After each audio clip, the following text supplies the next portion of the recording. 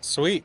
And kind of want to look over here at the battery bank and the dispenser. If you can kind of run the viewers through quickly, Okay. kind of how these hook up and just some more, I guess, info on them, because I think this is a pretty exciting day for us. And I know the viewers have been waiting forever to see all of these.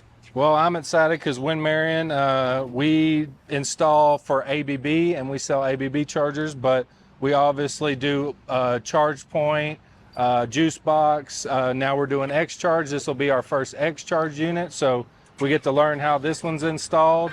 This is going to be our battery bank. If the other side was open, you'd actually be able to see all the different power modules, is what we call our battery banks in here. And as you can see, this is where all our input power is going to come in, our main circuit breakers.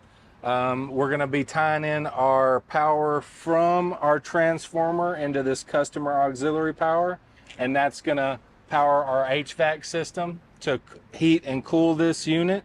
Then we'll have our DC positive and negative that tie in, that give our DC power to our dispenser.